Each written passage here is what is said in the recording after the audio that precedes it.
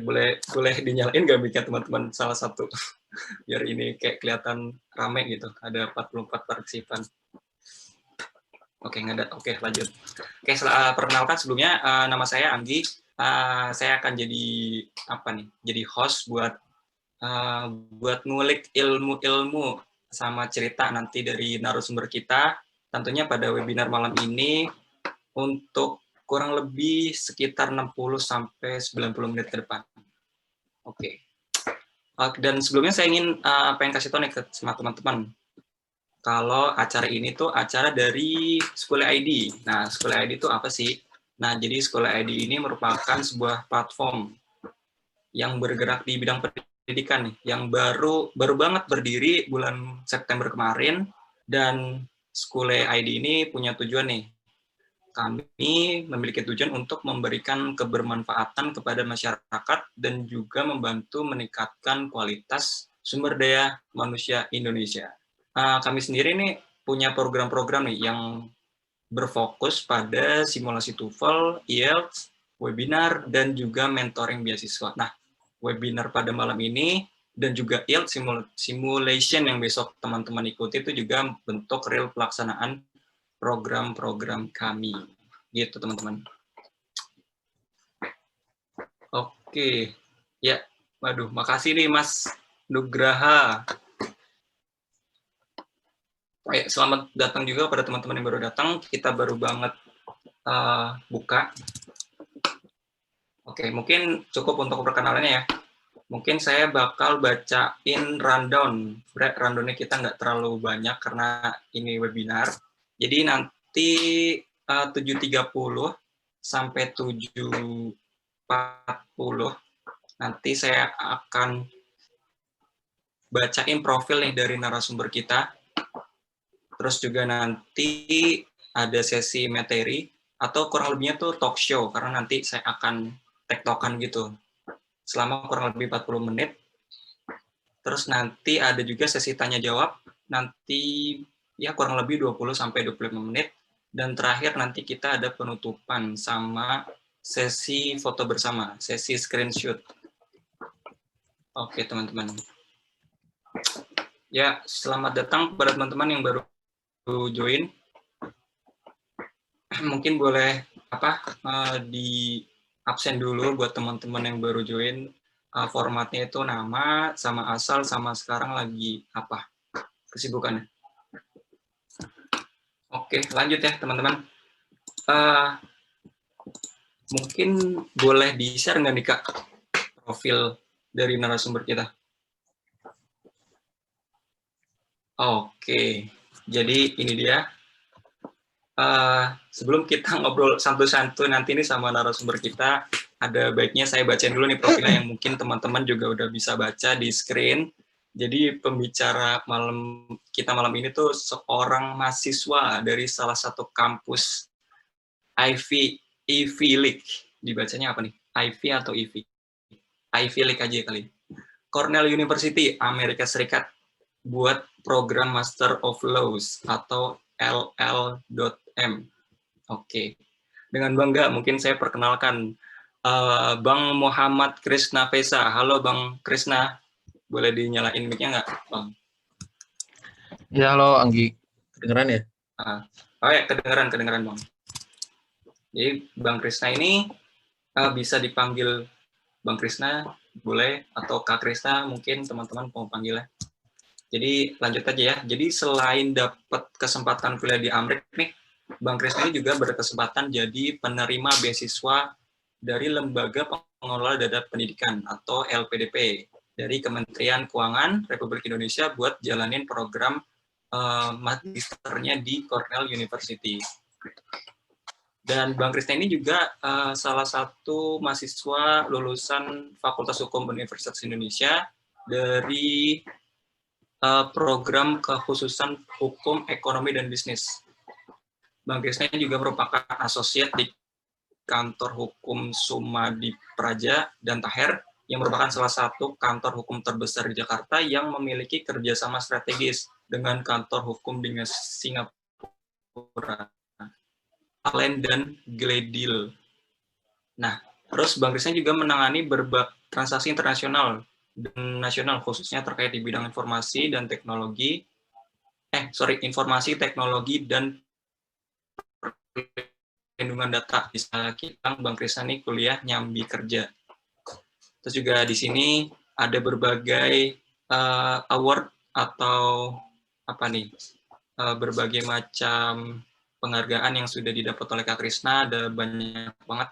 Ada panelis international fintech, ada panelis business law, best researcher juga dari Financial Service Authority of Republik Indonesia, dan masih banyak lagi yang bisa teman-teman lihat di screen. Oke. Bang Krisna ini selain apa jadi mahasiswa di FHUI, Bang Krisna ini juga aktif di organisasi kampusnya, terutama di Badan Eksekutif Mahasiswa sama Badan Perwakilan Mahasiswa. Oke, paling itu aja yang bisa saya present ke teman terkait sama profil narasumber kita. Jadi profil narasumber kita ini adalah salah satu penerima beasiswa LPDP sekaligus mahasiswa di salah satu perguruan tinggi di Amerika Serikat. Oke, sesuai arahan panitia, kita lanjut aja langsung masuk ke talk show-nya. Jadi nanti formatnya ini materi, tapi materinya itu kita sambil ngobrol sama Bang Krisna. Mungkin nanti untuk teman-teman yang kalau pas nanti kita berbincang-bincang ada pertanyaan, boleh langsung dikirimin ke kolom chat komen.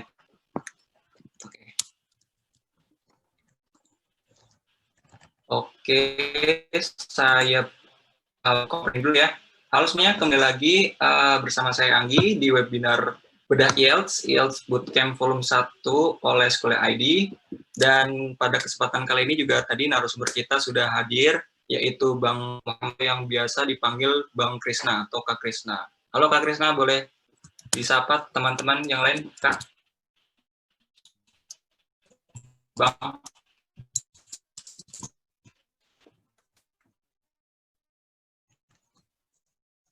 Halo semua teman-teman. Selamat malam. Selamat malam. Berapa nih? Baik, Gimana, Bang? sehat. Sehat, Bang. Oke, alhamdulillah. Gimana posisi sekarang masih di Indonesia atau masih di Amerika, Bang? Jakarta, di Indonesia.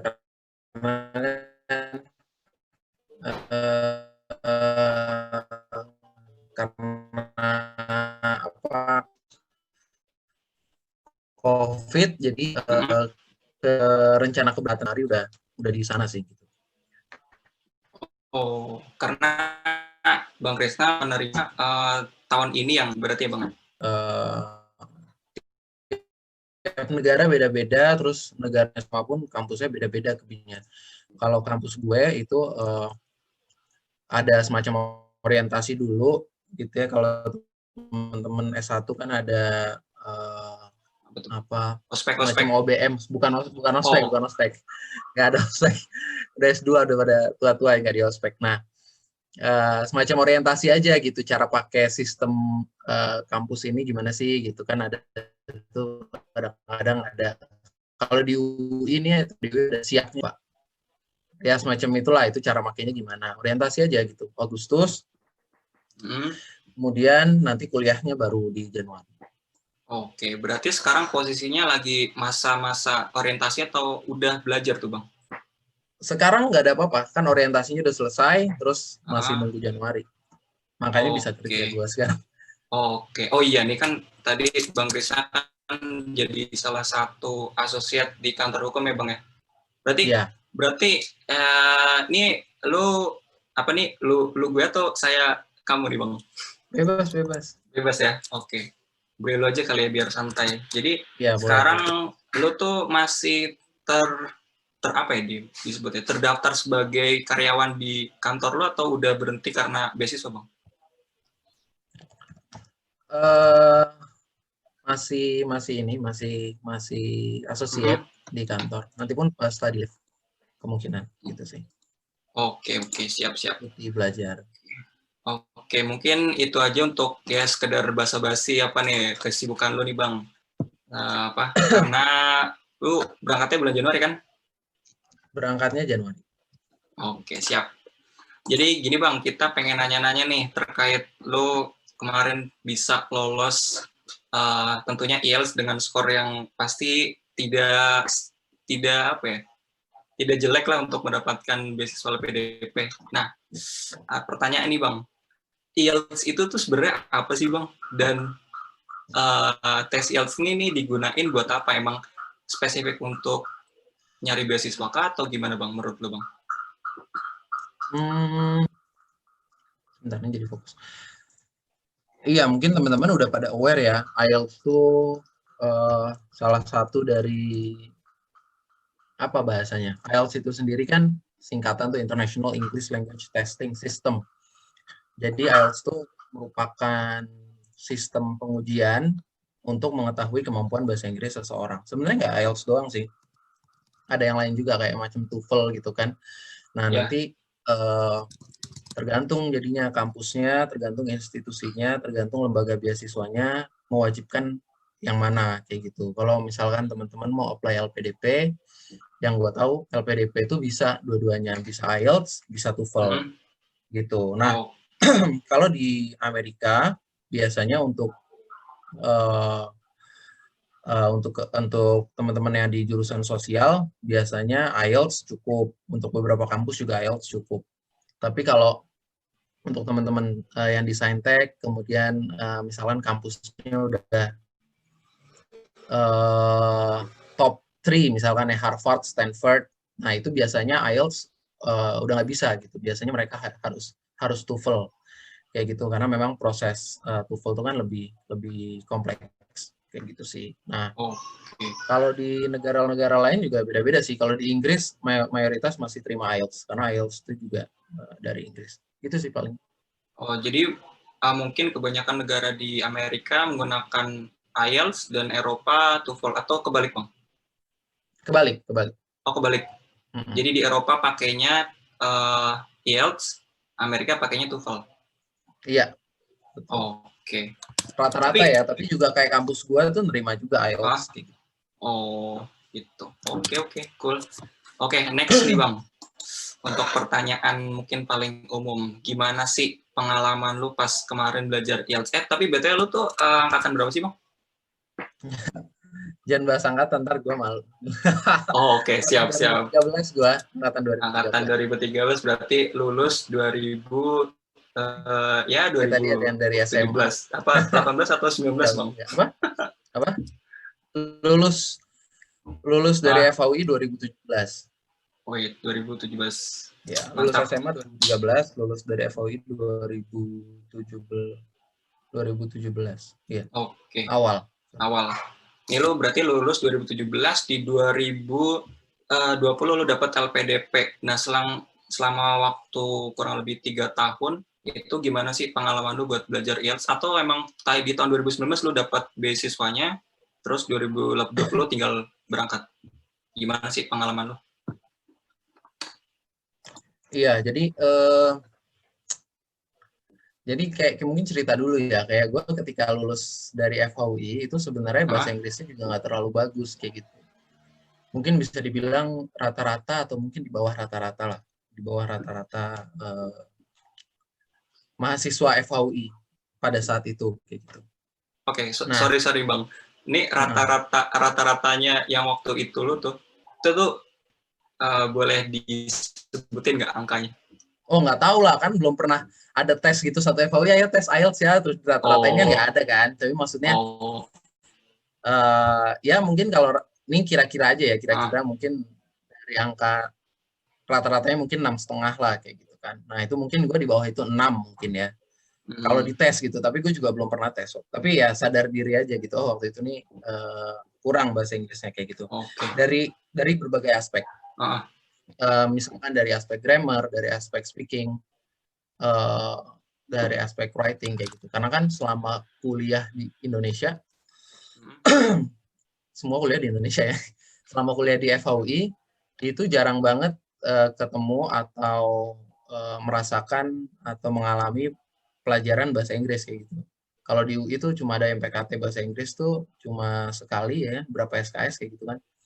Setelah itu nggak ada tuh selama 3,5 tahun gue kuliah, habis semuanya bahasa Indonesia. Gitu. Nggak ada bahasa Inggris. Nah, jadi dan dari SMA pun bahasa Inggris gue biasa-biasa aja gitu, nggak pernah les khusus. Jadi biasa-biasa aja lah gitu. Nah, ketika kuliah nggak ada nggak encounter bahasa Inggris gitu, jadinya lebih parah kayak gitu. Ketika lulus baru berasa. Nah, cuma memang gue punya dua kebutuhan waktu itu. Pertama adalah kebutuhan di dunia kerja, dan yang kedua adalah kebutuhan untuk melanjutkan studi kayak gitu di luar negeri. Karena gue emang udah dari awal ketika lulus pengen kuliahnya S2 di luar negeri kayak gitu, nggak mau di dalam negeri. Oke. Alasannya kenapa? Alasannya karena satu, jelas ya, kalau ngelihat ke peringkat, pasti peringkatnya jauh di antara kampus-kampus di Indonesia. Kampus yang di US gitu ya, misalkan. Nah, peringkatnya berapa tuh Bang kalau boleh tahu? Kalau kampus Cornell itu peringkat keseluruhan tuh peringkat 13 kalau nggak salah dari seluruh kampus di dunia. Wow. Mungkin FUI aja tuh mungkin masih di angka ratusan kayak gitu. Nah, gitu. Nah, terus kedua juga alasannya adalah S2 tuh salah satu cara di luar, salah satu cara buat teman-teman itu merasakan international environment gitu. Jadi lingkungan internasional gimana sih, komunikasi dengan berbagai macam budaya, berbagai macam orang dengan berbagai macam asal negara gitu ya. Nah, sehingga kita itu pikirannya terbuka, nggak sempit kayak gitu.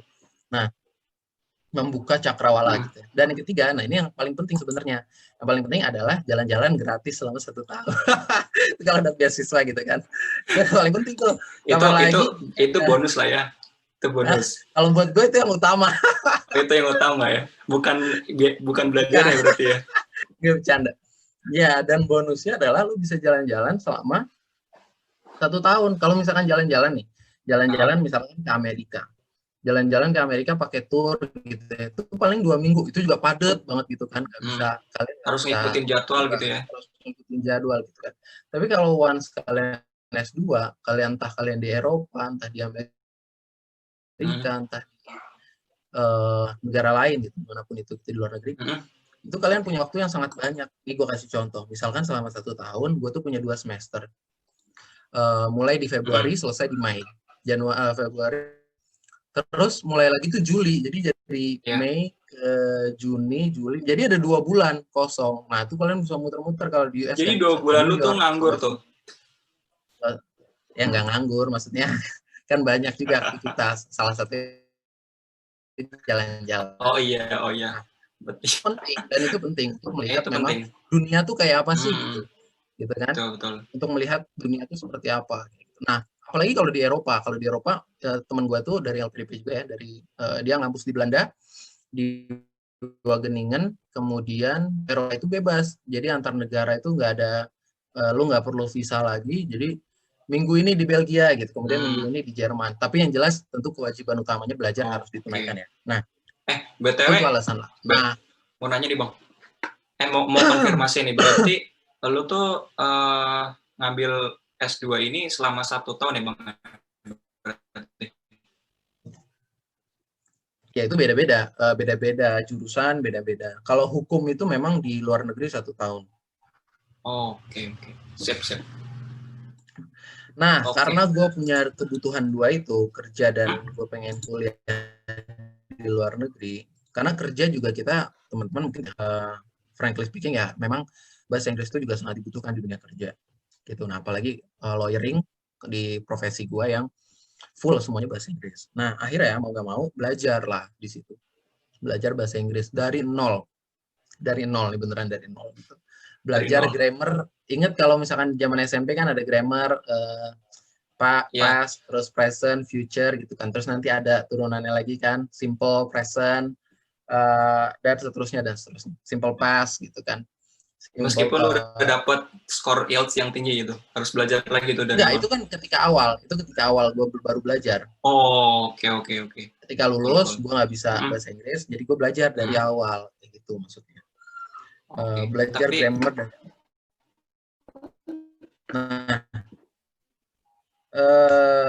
itu it takes ya mungkin setengah tahun ya, mungkin sekitar 6 bulan, 4 bulan sampai 6 bulan. Gue belajar benar-benar dari zero gitu.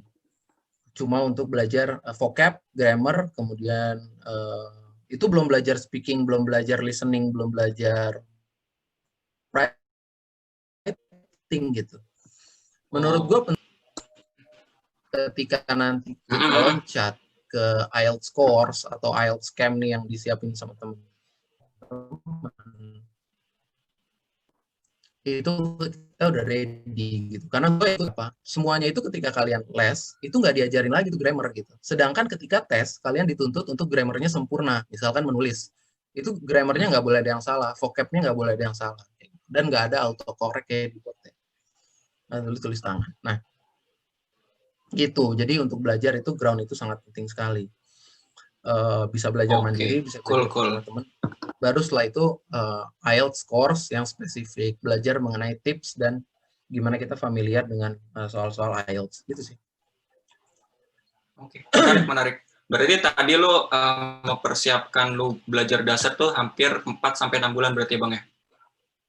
Iya. Boleh disingkatin nggak? Jadi selama 4-6 bulan itu lu fokusnya tuh di belajar yang bagian mana tuh Bang? Sebentar. Ya, jadi tadi seperti yang udah gue bilang, fokusnya di grammar, kemudian vocabulary, kemudian dua itu sih ya paling utama ya, vocabulary sama grammar. Ada satu buku dari Cambridge itu bagus, nanti teman-teman bisa cari di internet. Itu ada grammar, jadi ada tes di awal, 50 soal, kalian kerjain. Nah nanti kalau kalian salah, kalian bisa tahu nih kalian lemahnya di grammar yang mana. Habis itu baru ke bagian sectionnya masing-masing. Baru dipelajari di sectionnya masing-masing. Gitu sih. Berarti grammar sama vocab tuh harus base-nya dulu berarti? Iya. Oke. Itu pertanyaan selanjutnya adalah ketika grammar dan vocabnya ini lu udah dapat nih, terus selanjutnya hal apa lagi nih yang lu pelajari? Apakah writing atau yang lain? Ya, kalau misalkan kita udah cukup confident dengan grammar dan vocab yang kita punya, barulah kita bisa masuk ke course IELTS yang banyak gitu ya, disediakan di tempat, di berbagai tempat lah, dari mulai yang formal, non formal, dan macam-macam. Oke. Dari mulai latihan sendiri sampai latihan sama temennya itu bisa macam-macam. Nanti tinggal di-familiarize dengan ininya. Nah, cuma kan kayak tes bahasa Inggris, IELTS, TOEFL, dan semacam itu kan ada banyak ya tipenya. Ada writing, ada listening, ada speaking, ada apa lagi? Reading gitu kan. Nah, maka teman-teman juga harus alokasikan waktu itu secara proporsional. Misalkan kalian punya 1 hari full pengen belajar bahasa Inggris, atau selama 1 minggu gitu ya. Kalau dulu gue 1 minggu. Nah, selama 1 minggu disediakan misalkan 1 hari belajar reading, 1 hari belajar listening, 1 hari belajar speaking kayak gitu. Ajak partner yang mau memang juga belajar bahasa Inggris gitu untuk speaking kan. Atau kalian bisa record baca. Ini ada pertanyaan nih Kak. Gue coba cari. Oh, nanti dicari nama bukunya. Nanti gue share ke Anggi. Oke, siap. Oke, next. Next pertanyaan nih Bang. Tips dan nih kalau tadi kan kita udah ngomongin kayak vocab terus grammar. Nah, ini Bang. Tips dan trik buat speaking nih Bang, biar tuh nggak grogi atau terbata-bata. Kalau yang situ butuh gak sih Bang tuh speaking gitu? Maksudnya dengan skor yang bagus atau gimana? Iya, speaking itu salah satu ya penting juga, karena kan nanti 4. Jadi skor IELTS itu punya 4 kan. Reading, listening, speaking, sama writing. Nanti masing-masing akan punya nilai, kemudian nilainya dibagi 4. Itulah baru nanti keluar overall score. nya berapa. Nah, ya jadi penting kalau speakingnya jelek ya pasti nilainya jelek kayak gitu kan, harus di maintain. Dan speaking itu relatif nanti teman-teman akan dihadapi sama native speaker, dan native speakernya itu relatif baik gitu ya, relatif baik. Kenapa gue bilang baik? Karena gini, karena kalau di writing kalian salah satu grammar aja itu bahkan salah artikel tuh ya, pakai atau pakai en atau kurang s itu udah dianggap salah satu kalimat. Itu kenapa rata-rata orang Indonesia writing-nya itu jelek nilainya gitu. Jarang banget tuh di atas 7 tuh jarang. Gue sendiri itu writing gue nggak nyampe 7 gitu. Nah, berapa? Karena sesusah itu gitu. Karena salah sedikit aja kurang s dicoret semua langsung nilainya. Satu kalimat itu. Satu kalimat tuh. Iya, satu sentence itu. Nah, sedangkan kalau kita speaking itu selama kita bisa lancar ngomong dan nggak terbata-bata ya. Nanti kan dia kasih pertanyaan. Pertanyaannya juga gampang, nggak susah-susah banget, daily basis gitu. Boleh nggak tuh Bang kasih contoh Bang? Ya contohnya gampang aja kayak hobi, nanti ya lihat pertanyaannya. Nah, contohnya gampang. Misalkan jelasin dong makanan apa sih yang paling enak di hometown lo gitu. Gampang kan pertanyaannya kan? Gitu, makanan paling enak di Jakarta. Atau ceritain dong hobi lo apa kayak gitu. Ntar pertanyaannya meningkat lagi lebih susah di tes tahap keduanya, biasanya pertanyaan yang lebih topiknya lebih spesifik. Misalkan kayak nanya terkait dengan isu-isu terkini misalkan ya. Global warming dong, jelasin dong apa yang lo tahu tentang global warming gitu. Jadi nggak susah gitu. Karena pertanyaan-pertanyaan umum gitu ya. Ya, dan mereka lebih baik. Jadi dalam speaking, kalau kita salah grammar, nggak sengaja nih ngomong salah misalkan. I am agree gitu. Misalkan itu kan fatal tuh sebenarnya tuh, I am agree gitu kan. Ada to be, ada subjek, ada to be pakai, tapi habis itu pakai verb. Harusnya kan M-nya bilang I agree gitu kan. Nah, itu fatal kan gitu. Kalau kita nggak sering dan kita bisa langsung rectify itu apa? Memperbaiki itu. Nah, itu nggak akan terlalu menjatuhkan skor. Tapi jangan sering ya, kalau sering-sering salah ya jelek juga skornya. Tapi kalau salah sedikit kayak gitu-gitu itu, atau kurang S, atau tertukar word itu biasanya masih bisa ditoleransi gitu. Itu kenapa rata-rata nilai orang itu di speaking itu bagus. Nah, kuncinya adalah ya latihan. Sering-sering latihan, sering-sering ngomong. Banyak kok di Google pertanyaan-pertanyaan speaking gitu. Nah, kalian coba aja tanya sama diri kalian, terus rekam gitu kan. Kemudian didengerin, oh salahnya di sini, salahnya di sini. Oh, masih terbata-bata. Dan di YouTube itu banyak sekali speaking yang ada skor-skornya. Jadi IELTS skor 6, speaking itu kayak gimana sih gitu. IELTS skor 7, speaking itu kayak gimana sih gitu. Nah, nanti kalian bisa ada tuh berarti videonya ya. Sana gitu. Iya, bisa kejar ke sana. Oh, kalau mau 7,5 tuh di sini sih, kalau mau 7 di sini gitu. Jadi ada comparison-nya jelas. Oke, cool. Oke, itu tadi kan buat speaking nih, Bang. Pertanyaan selanjutnya adalah writing nih, Bang. Kalau writing itu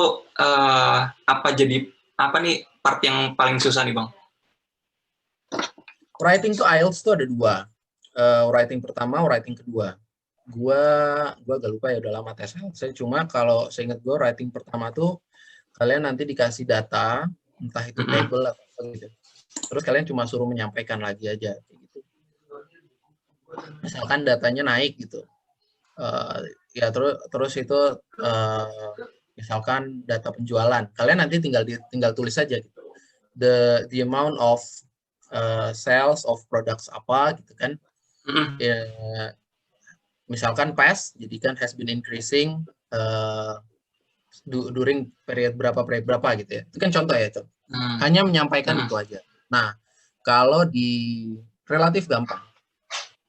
Biasanya pakai susahnya apa tuh? Present. Biasanya pakai present kalau datanya kan kayak the table indicates that bla bla bla bla bla gitu kan. Gampang kan? Pakai present. Kalau datanya tadi pas, data di masa lalu ya tinggal pakai pas. Nah, itu gampang. Yang penting tadi hati-hati dalam menulis karena salah sedikit salah Grammarnya juga harus benar, vocabnya juga harus kaya akan vocab, jadi nggak boleh ngulang-ngulang. The data indicates, taunya indicates doang. Nah, harus ganti, indicates itu diganti dengan presence misalkan. Nggak boleh Atau pakai satu kata berarti Bang ya? Iya, karena itu menunjukkan vocabulary kita banyak gitu. Jadi jangan satu kata Oke. presence aja, taunya presence. Nah, itu harus diganti. Presence, indicates, demonstrates, apalagi shows gitu kan. Nah, macam-macam. Nah, kalau di writing kedua itu lebih sulit karena nanti kita akan diminta argumen. Misalkan, setuju nggak sih dengan euthanasia? Tahu nggak euthanasia? Euthanasia itu suntik mati bagi pasien yang udah sakit parah. Nah, itu kalian diminta untuk menyampaikan argumentasi. Dan words-nya pun panjang, sekitar 4 paragraf diminta minimal. Gitu sih. Nah, jadi nanti kan perlu mengcover pro, perlu mengcover kontra, kayak gitu. Tapi lagi-lagi ya, ini kan nanti familiarisasi ya dengan soal-soalnya, latihan soalnya. Nanti kalau sudah terbiasa sih, biasa aja, nggak susah gitu. Yang penting adalah basic-nya dulu kalian kuasai. Basicnya tadi tuh yang grammar sama vocab berarti Bang? Iya, makanya kan vocab itu butuh banyak karena nanti kepake tuh di data tadi yang seperti gue bilang. Yang writing ya berarti ya? Iya, kepake semua, di writing, di speaking, di pakai semua. Gitu. Oke. Ini udah ada beberapa pertanyaan yang masuk nih Bang. Mungkin boleh gue tanyain aja kali ya. Ini ada nih pertanyaan dari Pranti Dwi Astuti. Bang, izin tanya dong, apakah prediksi IELTS akan mencerminkan tes officialnya sampai 75% gitu? Coba, boleh Bang dijawab Bang. Gue belum pernah riset soal itu ya, tapi berdasarkan pengalaman gini, tes IELTS itu relevan, ya relevan aja sebenarnya. Karena kan biasanya dia ambil dari tes-tes sebelumnya, kayak gitu kan, tahun-tahun sebelumnya yang udah di ini. Itu sama lah kayak tes ke kampus itu kan juga gitu kan, tryout-nya dari tahun-tahun sebelumnya. Sama aja, relevan, sebenarnya relevan. Cuma ada beberapa tes yang kan nggak bisa di prediction ya, kecuali gue nggak tahu ada predictionnya kayak speaking gitu. Speaking kan nggak ada prediction ya kan? Oh nggak ada kan? Nggak ada, lu mau speaking sama siapa? Siapa yang bisa ngasih nilai kan nggak ada. Kalau listening, reading, sama writing pun susah. Paling bisa dipredik itu reading sama listening, karena jelas, benar salahnya jelas. Tapi sisi setengahnya lagi susah juga kan. Tapi kalau lo pribadi pernah nggak tuh prediksi IELTS lo sebelum lo ambil ini ya tes? Gua nggak pernah, karena gua itu gini, gua itu tipe orang yang lebih suka preparation ketimbang pokoknya gini, gua tidak akan maju ke suatu tes kalau gua belum yakin betul gua akan lolos sesuai dengan target gua. Jadi gue pernah les IELTS tuh sekali, terus gue bilang kayaknya kalau tes gue belum kena nih. Akhirnya gue les lagi sekali lagi. Gitu. Setelah 2 kali fokusnya ada fokusnya gitu ya. Nah itu baru ini gue kena. Baru gue tes kayak gitu. Jadi berarti lo tuh tipe orang yang benar-benar prepare gitu ya? Betul. Gitu tapi emang lu nggak pernah beda-beda tiap orang beda-beda ya. Gitu? Tiap orang beda-beda. Ada yang ya ada yang lebih suka kayak tes dulu biar tahu berapa kemampuannya. Boleh-boleh aja, sah-sah aja. Cari aja yang paling enak buat teman-teman. Oke, sip. Kita next ke pertanyaan nih Bang. Ini ada dari Nafat Tangerang, dari Tangerang. Kak, kalau IELTS itu listening-nya rata-rata pakai audio native yang British accent ya? Atau gimana Bang? Boleh deh, monggo dijawab Bang. IELTS itu listening-nya itu rata-rata pakai audio native yang British accent atau gimana?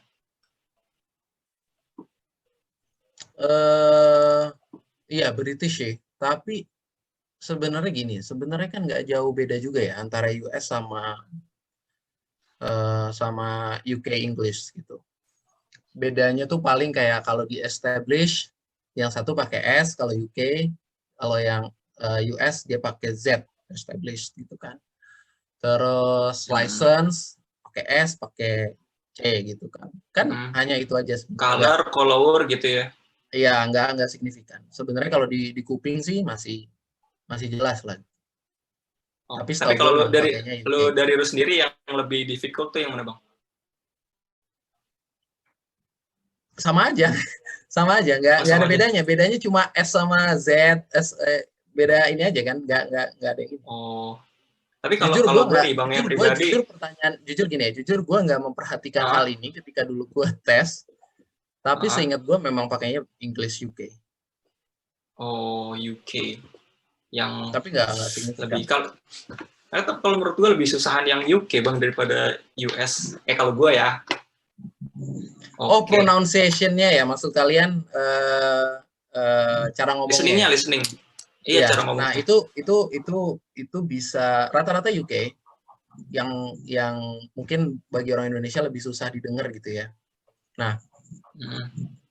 tapi ada juga yang gue pernah dengar juga listening waktu gue IELTS course itu ada juga yang Asian logatnya. Ya, tapi mostly UK. Mostly UK. Oke, itu jawabannya. Kita next ke pertanyaan ya bang ya. Ini ada dari Syafira Dewi dari Cimahi. Selamat malam Kak, izin bertanya, bagaimana tips buat listening? Kadang aksennya susah dimengerti dan kecepatannya sangat fast sekali. Ini berkaitan sama pertanyaan sebelumnya nih Bang. Iya. Gimana cara handle listening yang aksennya susah sama cepat tuh gimana tuh Bang? Ya, nggak ada cara lain kecuali latihan gitu ya. Sekarang gini, kalian harus bedain dulu apakah kalian itu tidak mampu mendengar karena accent-nya atau karena kalian nggak tahu arti dari kata yang diucapkan sama dia gitu. Harus tahu dulu tuh. Kalau kalian nggak ngerti apa yang diomongin sama Ya, ya. dia, itu ya berarti kalian harus belajar atau memperkaya vocabulary. Kan begitu dong. Misal dia ngomong apa ya kalimat, sebenarnya nggak ada yang susah-susah banget sih. Convey misalkan. Nah, tapi kan kita taunya communicate gitu kan. Nah, itu kan vocabulary-nya kurang berarti kan. Nah, tapi kalau kalau ternyata ini gue tahu sebenarnya gitu, tapi ketika diomongin nggak nangkep, itu berarti kurang latihan, kurang sering dengar kata bahasa Inggris. Itu sering-sering latihan, sering-sering dengar bahasa Inggris. Misalkan dulu gue tuh waktu zaman-zaman belajar bahasa Inggris ya, sampai sekarang pun masih belajar. Dengar podcast BBC gitu. BBC. Oh, yang berita ya Bang ya? Enggak, bukan. Oh, bukan. Bukan. Ada BBC English. Kalian Google aja deh. Di YouTube ada tuh BBC English gitu. Itu belajar macam-macam, belajar sambil dengerin gitu. Misalkan lagi masak, lagi apa, dengerin aja gitu. Sambil nangkep, oh ini gini caranya gitu. Kalau bisa multitasking, kalau nggak bisa ya dengerin aja sambil duduk atau sambil tiduran gitu. Jadi nanti terbiasa mendengarkan accent Inggris gitu. Gitu sih. Tapi kalau IELTS berarti apa? UK berarti Bang listeningnya? Iya, rata-rata UK. Pronunciation-nya UK. Kalau TOEFL berarti US? Gue belum pernah tes TOEFL. Gak bisa jawab. Oh, lu belum pernah tes TOEFL? Belum pernah. Oke. Oke, ini next ada pertanyaan nih Bang, dari Agnia dari Bandung. Apakah skor IELTS di setiap negara memiliki standar yang berbeda-beda? Enggak, sama semua. Gimana tuh Bang? Sama semua. Sama semua? Jawabannya tuh, Bang? sama semua. Mau lu tes di manapun gitu ya, sama aja. Di Zimbabwe, sama tes di Indonesia, sama-sama aja. Skornya sama. Tapi kalau misalkan di standarnya sama. Kalau di yang LPDP nih, lo dapat KKM-nya berapa tuh? Kalau LPDP itu 6,5 sekarang. Oh, 6,5. Dan itu diterima di banyak university di Amerika berarti? Enggak. Kalau di Amerika minimal rata-rata 7. Rata-rata 7? 6,5 itu biasanya diterima di Asia. Jepang, Australia, Belanda. Oke, cool. Mungkin itu menjawab ya, Kak Agnia dari Bandung. Oke, kita ke next pertanyaan nih, Bang. Dari Azaria, dari Cilacap. Kak, maaf, panjang nih. Mau tanya di luar topik, kan pasti ada perbedaan nih pembelajaran di Amerika mungkin yang dimaksudnya sama di Indonesia. Nah, cara buat adaptasi itu gimana sih, Kak? Soalnya jujur aku sendiri tuh punya mimpi buat belajar di luar negeri, tapi kayak agak takut nggak bisa beradaptasi sama belajar orang di sana. Di dalam negeri aja belajarnya masih agak jarang. Nah, cara buat mengatasi rasa takut itu dan yakin buat belajar di luar negeri gimana sih, Kak? Jadi mungkin di singkatannya nih Bang ya. Ada berdua pertanyaan ini Bang. Cara ngadaptasin lu belajar di Indo sama di Amerika, sama pertanyaan kedua tuh gimana cara ngatasin rasa takut gitu. Mau gue dijawab Bang? Ini mau jujur-jujuran ya, jujur-jujuran aja. Ya jujur Sampai aja Bang. detik ini nih, gue ngomong di sini, itu juga gue masih takut belajar di luar negeri. Gue masih takut jalanin S2 ini. Padahal Karena Januari lu gini, berangkat ya? iya kan, dan padahal juga kemarin sebenarnya udah gitu sedikit kan. Jadi gini, manusia takut itu biasa gitu. Bahkan gue rasa semua orang yang menghadapi tantangan baru dalam hidupnya, entah itu apapun lah, kerja, Oh iya, kuliah, S2, kawin gitu ya, menikah, punya anak, asik. apapun itulah. Pasti itu ada rasa takut gitu di dalam hatinya, itu pasti. Itu wajar dan Hmm, manusiawi. hmm, So, what we have to do gitu uh, untuk address that kind of issue gitu. hmm. Caranya kalau gua, caranya adalah cuma Apa 3 tuh? caranya. Apa tuh? Caranya adalah berusaha yang terbaik, gitu ya, Oh, berikhtiar yang terbaik, kemudian berdoa, dan yang ketiga pasrah dan lakukan. Udah nggak ada cara lain gitu. oke. Kayak gue sendiri gue deg-degan gitu berangkat ke US gitu kan. Bayangin kalau kalau kuliah di S1 kan semua orang Indonesia gitu ya. Kita tahu tempatnya Ah, kayak gimana, Depok kayak gimana, gue tahu lah gitu. Gampang kalau mau survei sekarang gampang lah. Margonda gimana gitu ya? Nah, Margonda New York sekarang gitu. kalau kuliah di New York, lo dateng gitu ya, dateng ke koper sendirian ke negara yang ya ya begitu besar gitu ya kan. Uh-uh. Indonesia juga besar, Indonesia besar. tapi satu satu negara yang lo belum pernah datangi gitu selama umur hidup lo gitu ya. Iya. Lo juga belum pernah merantau, itu belum pernah. Dan lo punya list of very limited friends di sana gitu ya. Punya teman Indonesia sedikit sekali gitu kan. Orang tua Hmm, nggak ada gitu ya. Duit terbatas gitu kan. Itu iya. deg-degan semua gitu. Tapi ya jalanin aja gitu. Kalau if that is your dream, then you should go and fight for it gitu. Udah nggak ada cara lain. Gitu. Yang penting adalah lakukan Oke. terbaik, berdoa, dan udah jalanin aja gitu. Dan kalau punya, itu tadi pertanyaan pertama ya, pertanyaan keduanya apa? Pertanyaan kedua tuh, kalau itu tadi lu jawab pertanyaan keduanya. Kalau Oh, sorry. pertanyaan tuh beradaptasi, gimana cara beradaptasi mungkin dari makan nasi terus, atau mungkin dari makanan atau cuaca atau orang-orangnya mungkin atau gimana gitu. Uh, Gini, mungkin secara umum mungkin uh, ya hambatan-hambatan dalam beradaptasi itu jelas. Gini deh, yang paling jelas gini. Ketika gue S1 di FAUI, itu tuh belajar tuh menurut gue santai gitu. Karena baca buku nggak banyak-banyak lah gitu kan. Paling buku paling tebelnya semana sih gitu. Paling paling tebel segini gitu kan nih. Kelihatan nggak? Tebelnya Wih, segini gitu kelihatan kan. kelihatan. Ya kan? Ah, Buku FAUI paling tebelnya segini gitu kan.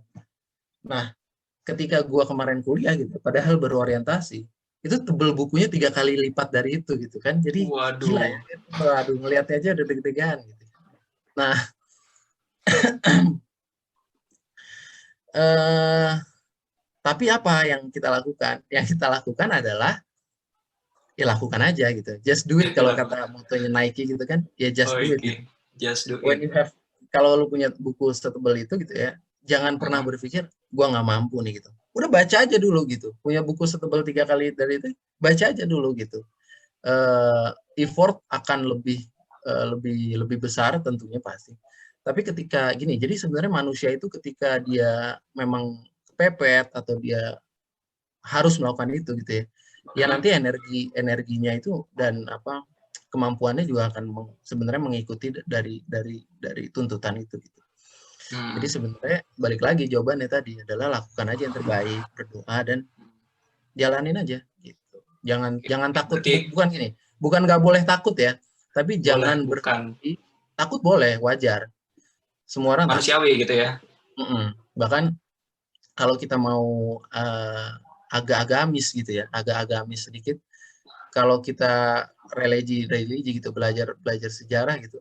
Bahkan Abu Bakar aja ketika sama Rasul sedang hijrah, apa Abu Bakar nggak takut? Takut di Gua Hiro gitu kan. Makanya takut ketahuan udah kafir Quraisy gitu kan. Makanya Nabi Muhammad bilang la tahzan innallaha ma'ana gitu kan.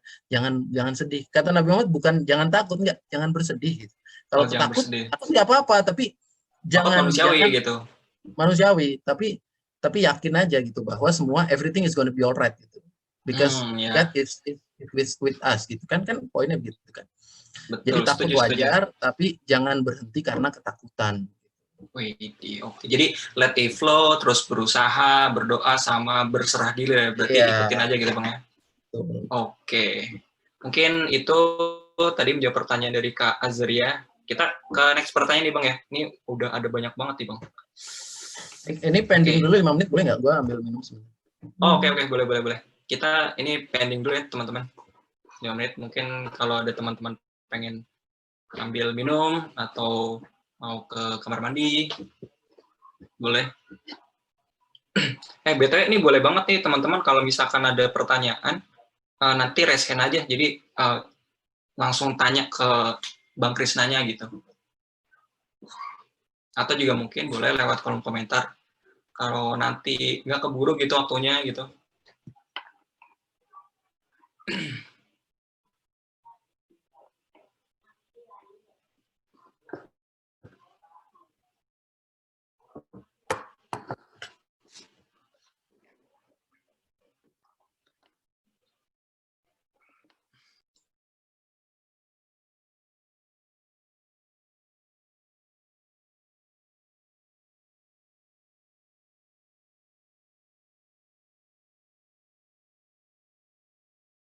Thank you. Sorry. Oke.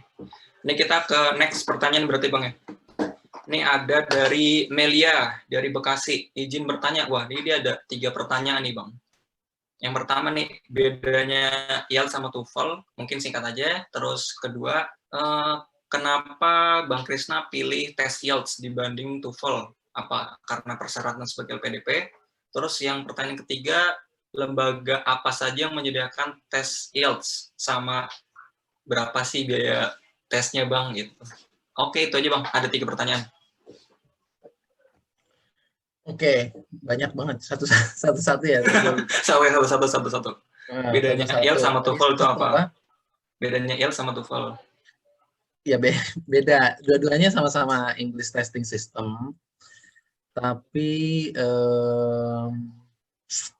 tipe tesnya beda gitu ya.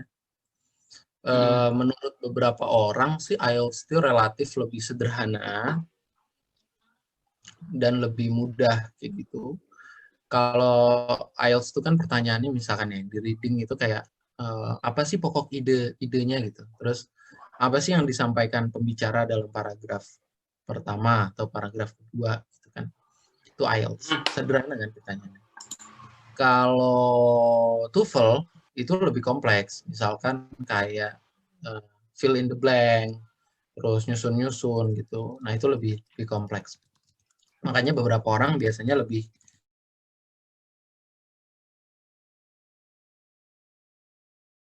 memilih IELTS. Tapi balik lagi ke misalkan kampus teman-teman maunya di mana. Misalkan maunya di di mana? Misalkan di kampus A. Ya dilihat aja requirement-nya. Apakah TOEFL, apakah IELTS kayak gitu. Tinggal menyesuaikan. Pertanyaan kedua, Bang. Ya. Kenapa pilih IELTS dibanding TOEFL? Kenapa milih IELTS ketimbang TOEFL? Karena satu gue lihat LPDP terima apa? Oh, terima IELTS. Terus gue lihat kampus gue terima apa? IELTS terima, TOEFL terima, kayak gitu. Jadi bisa dua-duanya. Nah, terus gue lihat lebih banyak, lebih sederhana, kelihatannya lebih sederhana IELTS, jadi gue ambil IELTS. Gitu. Oke. Iya. Pertanyaan ketiga, lembaga yang nyediain tes IELTS sama biayanya berapa tuh Bang? Wah, itu kayaknya yang lebih kompeten jawab kayak panitia yang bikin acara ini. Oh ya, karena Ntar minta Eh, sama panitia aja. oke, oke, nggak boleh nyebut merek ya Bang? Apa gimana Bang? Ah, ya biar lebih ini lah. Gue juga udah lupa-lupa juga sebenarnya. Nanti kalau jawab malah salah. Oke, oke, siap, siap. Oke, ini ada pertanyaan masuk banyak banget nih Bang. Mungkin ini sedikit memberitahuan buat teman-teman, mungkin nanti kita akan limit pertanyaan di satu pertanyaan lagi kali Bang ya. Nanti maksudnya setelah itu mungkin nanti teman-teman yang mungkin langsung as aja ke Bang Krisnanya gitu. Jadi nanti raise hand terus langsung tanya gitu. Nanti mungkin host lo ini aja enable buat pas speak up.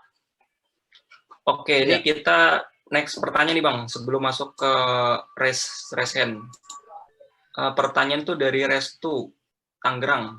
Biasanya kakak nyari tahu vocab yang baru tuh dari mana? Terus cara kakak catat pembelajaran yang dipelajari itu gimana? Jadi cara cari tahu vocabnya tuh baru tuh dari mana? Terus catat pembelajaran yang dipelajari itu kayak gimana?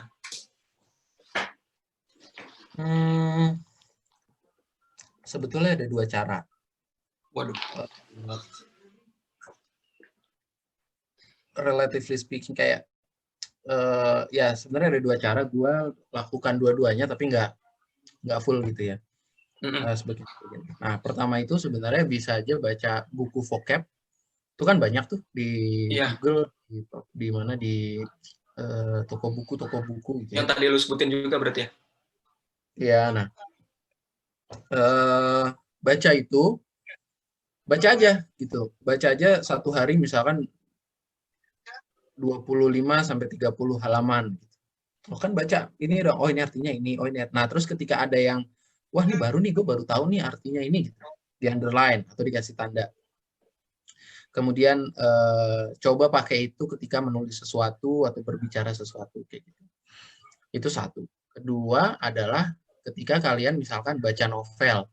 Novel kan banyak yang bahasa Inggris nih, kayak nih kalau anak hukum bacanya ini misalkan John Grisham, ini kan bahasa Inggris.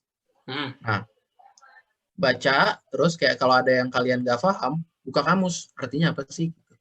Nah, jadi nanti ada dua cara tuh sebenarnya yang sederhana. Kalian bisa langsung belajar kamusnya atau bisa baca dari sumber yang lain yang lebih enjoy. Kalian baca novel, baca kalau nggak suka ini baca hukum misalkan nih, gue punya juga kayak misalkan ya Sir Arthur Conan Doyle, Sherlock Holmes pasti tahu semua kan? Wow. Nah, saya beli terus baca aja, misalkan ada yang nggak tahu. Harry Potter gitu ya? Iya, Harry Potter. Langsung buka kamus, artinya apa sih gitu. Itu cara kedua. Gitu sih. Pertanyaan apa tadi? Satu lagi. Oke. Jadi intinya mungkin baca dan baca gitu berarti Bang ya? Iya, itu aja.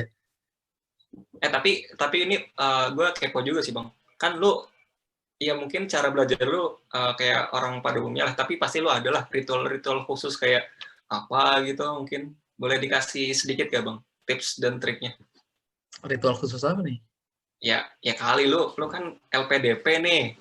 Terus juga kampus Ivy, ya pasti cara belajar lu rada ya mungkin adalah sedikit beda. Nah, itu boleh nggak sih Bang dikasih tahu tipsnya? Atau emang lu ya udah baca aja gitu kayak orang pada umumnya? I see. Gini, tiap orang itu kan punya cara belajar yang beda-beda.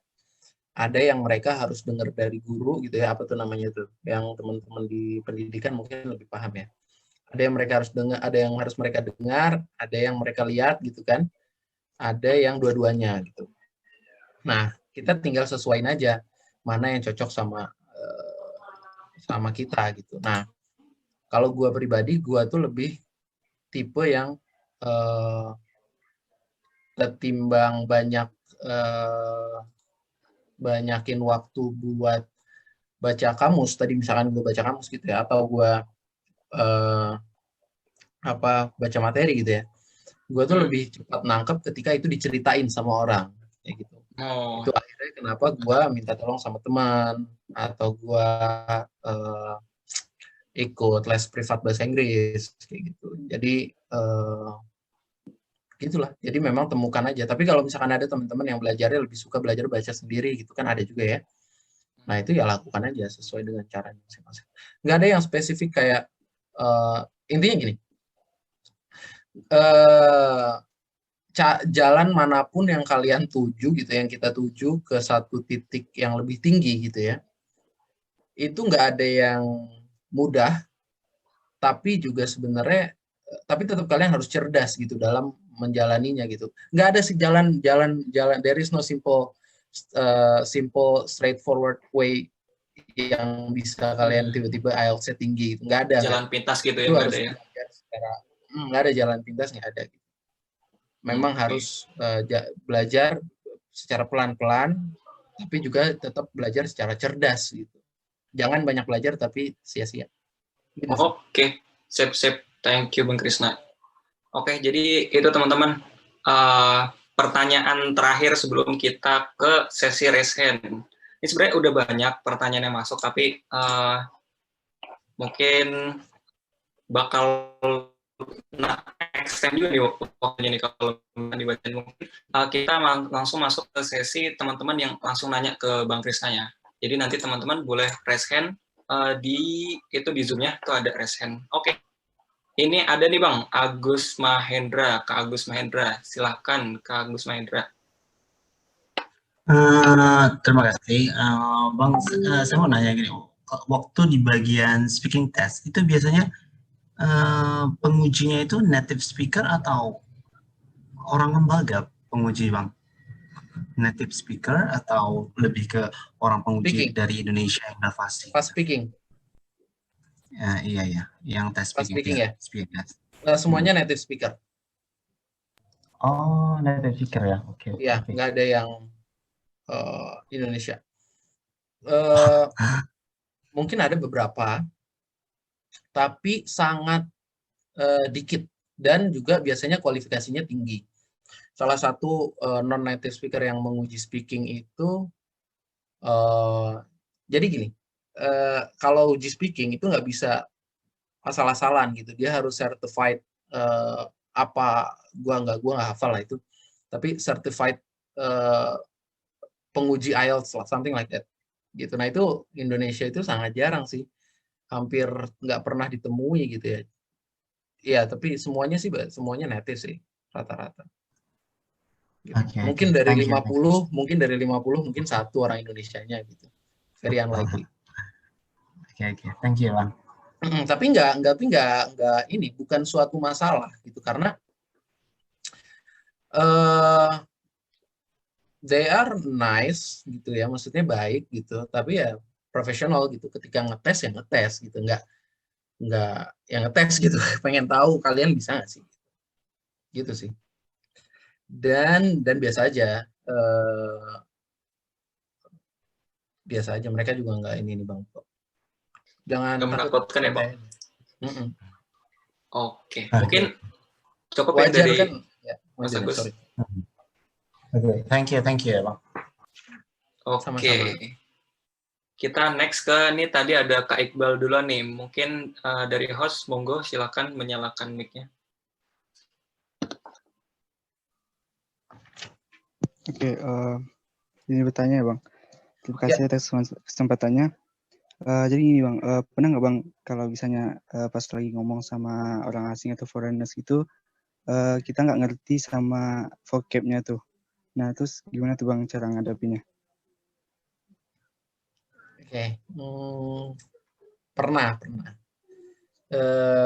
Pun di kantor gue itu banyak banget native speaker ya, ada yang dari Australia, ada yang dari Jepang. Jadi daily basis gitu. Ketika awal-awal, sometimes bingung juga sih gitu kalau dia ngomongnya tuh kepanjangan atau pakai bahasa yang mungkin nggak common gitu.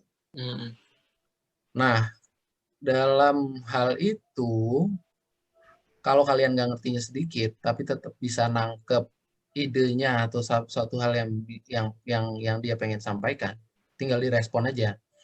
Tapi kalau kalian kalau kata itu nggak ngerti, terus kalian jadi bingung gitu atau ragu apa sih yang dimaksud dengan dia, jangan ragu untuk bertanya gitu atau meminta statement dia diulangi kayak gitu. Begitupun ketika speaking IELTS kayak gitu. Misalkan dia ngomong nih gitu, terus kepanjangan atau ada satu kata yang lo nggak ngerti, nggak apa-apa ditanya aja. Misalkan pardon gitu, could you please could you please repeat the question gitu, atau could you please repeat your statement gitu. Tinggal ditanya aja. Gitu sih. Gitu. Tinggal ditanya. Karena kalau nanti kalian bingung terus tetap menjawab, itu malah fatal kayak gitu kan. Malah kelihatan gimana gitu kan, kayak satu udah salah, kedua so tahu kayak gitu kan. Salah so tahu, jadinya fatal. Jadi mending ditanya kalau nggak tahu sama sekali. Mengkonfirmasi gitu ya Bang ya. Atau gini, kalau kalian udah tahu idenya, kalian bisa refresh question-nya gitu. Misalkan dia nanya, di Jakarta itu yang paling enak makanannya soto Betawi ya gitu. Misalkan. Kalian bisa refresh pertanyaan itu gitu. I'm sorry gitu kan. Tadi lu nanya makanan paling enak di Jakarta ya gitu. Jadi bisa di refresh pertanyaannya. Konfirmasi, tapi kalau tadi kan sebelumnya nanya total ya, kayak apa sih yang lu maksud gitu. Apa sih pertanyaan lu gitu. Nah, alternatifnya adalah mencoba merefresh dan mengkonfirmasi pemahaman kita kayak gitu. Apakah pemahaman kita benar? Nanti kan dia bilang, ya gitu. Nah, terus baru lo jawab. Oke Bang, terima kasih ya Bang. Oke, terima kasih kepada Mas Iqbal. Oke, next ada dari Kak Ramadhani Fitri. Boleh? Monggo host dibuka untuk ininya, mood speakernya.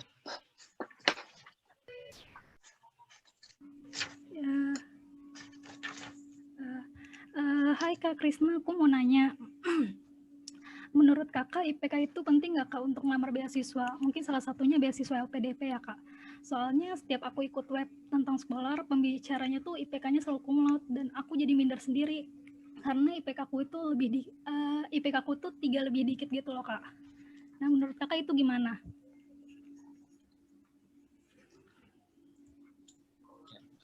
Enggak, dijawab, jawabannya enggak.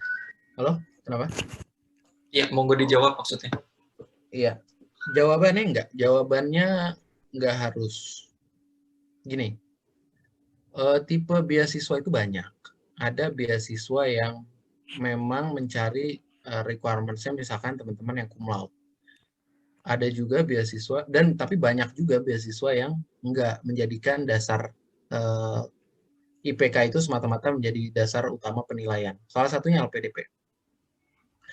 Banyak banget teman-teman LPDP yang nggak cum laude gitu. Termasuk gua nggak cum laude juga gitu. Tapi pertanyaan selanjutnya adalah prestasi apa gitu ya, baik di bidang akademi atau di bidang non akademi yang bisa menutupi atau memberikan nilai tambah sehingga kita punya nilai tambah yang sama atau bahkan lebih dari nilai-nilai dari teman-teman yang cum laude. Gitu kan? Misalkan ada teman kita cum laude 3,5 sekian atau 3,6. Kita enggak, kita cuma 3,3 atau 3,2 misalkan. Tapi kita ikut lomba internasional, lomba nasional, menang di sana sini gitu kan. Menulis artikel ilmiah ini gitu ya. Di satu sisi juga aktif di BEM, aktif juga di organisasi sosial gitu kan. Nah, itu kalau di-compare bisa jadi yang nggak cum laude itu nilainya lebih tinggi ketimbang yang cum laude kayak gitu. Karena yang cum laude misalkan sebatas cum laude aja. Gitu. Jadi jangan ketika nilai kita udah aduh nggak nyampe nih cum laude kayaknya pas lulus, ya no worries gitu. Lakukan apa yang bisa kita lakukan gitu untuk memberikan nilai tambah lain selain itu. Oke. Oke, makasih Kak. Makasih. Ya, makasih buat Kak Ramadhani. Next, ada siapa lagi nih yang mau tanya? Mungkin boleh di raise hand.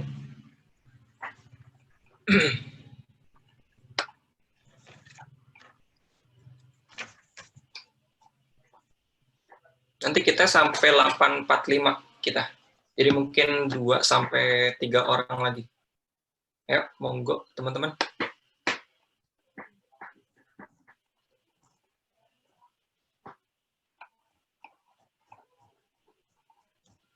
Atau bacain ini aja kali Bang, yang pertanyaan di kolom chat yang tadi belum gue jawab. Boleh, silakan. Oke. Tadi kita tuh sampai di pertanyaan apa tadi? Ini Kak, maaf izin menyanggah untuk biaya IELTS sekitar 2-3 juta rupiah biasanya. Gue tadi ngomong biaya IELTS ya, kayaknya enggak ya? Tadi kan lu nggak ngomong. Enggak kan? Enggak. Mungkin kasih info kali ini. Iya. Ini Bang, tadi kita terakhir tuh nanyain yang ini Bang, cara catat pembelajaran. Ini ada lagi nih pertanyaan dari Emma Semarang, SMG Semarang ya, atau mana nih? Bang, kalau di IELTS listening dan reading, apa boleh isi jawaban pakai huruf kapital? Karena dengar-dengar kalau huruf kapital kecil itu jadi salah jawabannya. Gimana tuh Bang? Ada case sensitif atau gimana? Iya, betul. Jadi selain grammar, selain ya grammar secara luas ya, kalimat ataupun kurang S, nggak pakai S, pakai E, nggak pakai E, kurang D, it, this-nya nggak nyambung misalnya. Itu gede kecilnya juga mempengaruhi penilaian ketika writing. Kalau misalkan harusnya kecil tapi malah gede, termasuk di reading, misalkan gini, kita harusnya pakainya kecil malah gede gitu ya, di reading misalkan kan ada tuh yang suruh ngisi-ngisi, atau di listening juga ada sih beberapa, itu juga case sensitif, harus sesuai apakah gede atau kecilnya harus pas gitu. Oke. Sip.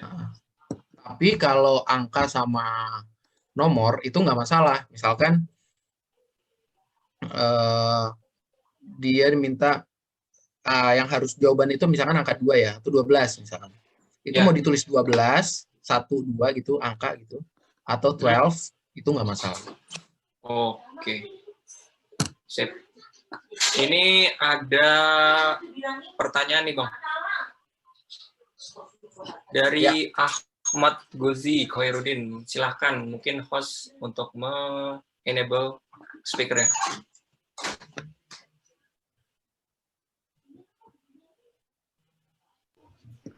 Permisi Kak, mau tanya. Silakan. Untuk yang tes speaking itu, pertanyaannya itu apakah selalu materi bahasa Inggris atau universal, Kak? Gimana, sorry? Untuk pertanyaan speaking, itu pertanyaannya terserah native speaker-nya atau materi bahasa Inggris begitu, Kak? Oh, gini. Jadi nanti kalian akan dikasih kartu. Jadi nanti gini, kalian masuk terus nanti di meja tuh akan tersedia kartu-kartu gitu ya, misalkan gini. Ada berapa, ada 8, beberapa lah gitu. Banyak. Nanti kalian suruh ngambil gitu. Nih silakan ambil gitu kan. Ya kayak berjudi, mengundi nasib. Nah, nanti kalian udah ambil, terus ya udah itu yang akan kalian didiskusikan kayak gitu. Oh. Jadi bukan suka-suka native-nya, enggak juga. Ada topiknya di situ. Nah, untuk topiknya itu yang menentukan. Topiknya random, nggak ada yang tahu. Gitu. Oh, nggak ada yang tahu. Nggak ada yang tahu. Nggak akan dikasih tahu juga sebelum tes. Oh iya, makasih Kak. Tapi rata-rata ya tadilah ya, kehidupan sehari-hari, gitu, isu-isu terkini, gitu. Gimana Mas Gozi? Udah cukup atau ada pertanyaan lagi? Sepertinya sudah, Kak. Oke. Sip. Oke, thank you Mas Gozi. Mungkin ada lain yang pengen tanya juga nih langsung ke Bang Krisna. Kita ada waktu kurang lebih 4 menit lagi sebelum kita tutup dan foto bersama, screenshot.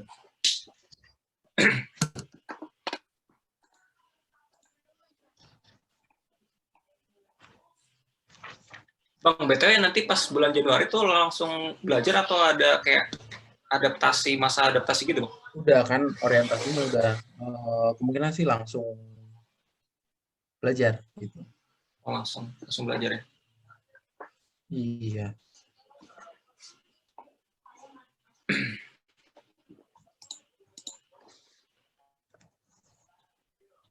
Ini Bang ada pertanyaan nih Bang. Mungkin ini pertanyaan dari gue juga sih sebenarnya. Kepo juga. Ada dari Rere Tangerang nih Bang. Motivasi lu ngambil S2 tuh apa Bang? Ini pertanyaan mungkin sejuta umat juga sih. Tadi kayaknya di awal udah ya. Kayaknya di awal udah. Satu tentu menambah credentials. Bukan. Menambah credentials itu maksudnya apa ya? CV profile lah ya, gitu kan. Kedua, nambah ilmu, ya kan, banyak tuh ilmunya. Nggak, kalau belajar S2 di luar negeri nggak cuma belajar ilmu hukum, belajar bahasa Inggris, belajar hidup sendiri gitu, belajar merantau, banyak lah, banyak ilmu kehidupan, banyak juga ilmu science, ilmu pengetahuan yang kita dapat, gitu sih. Sampai jalan-jalan tadi kan kita bahas. Udah paling jelas tuh jalan-jalan ya Bang ya. Iya. Paling terukur. Okay. Tapi orang beda-beda kan ya. Ada yang merasa perlu, ada yang enggak. Gitu sih. Tapi ya selama kita bisa, kenapa enggak? Pengunjung acara, mungkin kalau nggak ada lagi kita tutup acaranya. Tapi sebelum kita tutup nih, mungkin dari Bang Krisna nih Bang, ada closing statement terkait dengan IELTS ataupun juga nanti buat teman-teman yang berburu beasiswa, boleh silakan Bang. I see.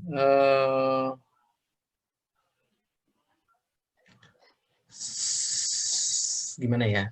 Sebenarnya tadi yang kita bahas sudah lengkap semua juga sih ya, gitu kan. Pada intinya adalah pada intinya pertama gini, dimanapun posisi kita berada sekarang, baik itu udah jago bahasa Inggris atau baru mulai belajar bahasa Inggris, itu nggak ada kata terlambat gitu. Kalau memang kita mau tujuan ke sana. Jadi itu. Nah, cuma kedua adalah ketika kita sudah mulai, jalannya itu pasti tidak mudah dan tidak singkat gitu. Jadi jangan pernah berharap belajar bahasa Inggris 1 bulan pakai apa gitu ya, metode apapun udah bisa jago, nggak mungkin. Karena belajar bahasa itu beda sama kita belajar ekonomi misalkan, atau belajar matematika. Kalau matematika, ekonomi itu ada materinya, ada bahannya gitu, jelas ya. Misalkan ekonomi makro, ekonomi mikro, gampang, tinggal dihafalin. Bahasa itu nggak bisa seperti itu. Bahasa itu butuh waktu dalam belajar. Kenapa? Karena itu bagian dari kehidupan kita, berbicara, berkomunikasi. Jadi, dan ketika jalannya susah dan lama, jangan menyerah. Gitu. Terus laksanakan aja. Itu 3 sih. Kemudian ya berdoa, jangan lupa. Oke. Cukup Bang.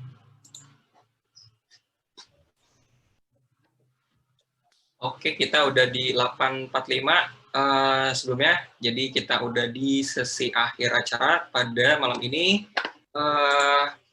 Ya, terima kasih juga nih buat Bang Krisna yang udah menyempatkan waktunya buat sharing-sharing ke kita. Terus juga terima kasih juga buat teman-teman, tadi ada Peer 50, sekarang dapat 5. Makasih juga udah join ke acaranya Skule. Dan ini saya sekalian reminder, besok kita akan ada IELTS Simulation. Jangan lupa untuk hadir juga, karena yang daftar itu banyak, tapi yang ikut webinar malam itu mungkin setengahnya. Jadi mungkin kalau ada teman-temannya yang ikut, nanti di reminder lagi besok.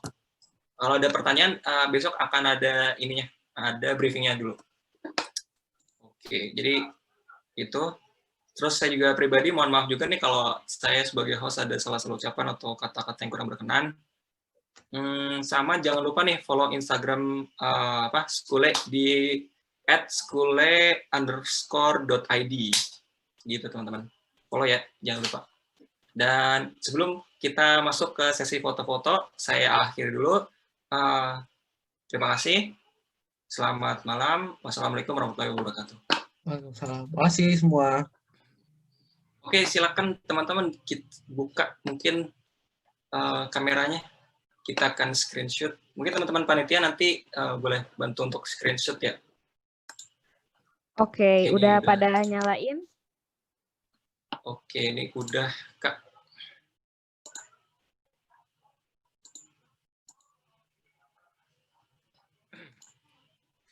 Oke, mungkin dihitung aja, Kak. Saya juga bisa ngitung ya. Oke, mungkin saya hitung ya. Ya. Udah, Kakak aja ngitung dah. Ya, siap ya. 1, 2, 3. Oke, slide kedua ya.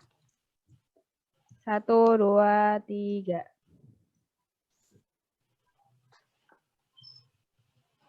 Bentar. Slide pertama ya sekali lagi. 1, 2, 3. Oke. Oke, teman-teman udah selesai. Teman-teman boleh leave Zoom-nya. Atau mungkin mau tanya ke Bang Krisna. Bang Krisna, follow IG-nya apa, Bang? Mungkin nanti bisa nanya-nanya ke Bang Krisna. Nanti aja lah. Nanti aja lah, oke. Nanti lu jangan lupa, Bang, ngasih tau bukunya apa. Tadi ada yang nanya soalnya. Ya, nanti gue cari dulu. Oke.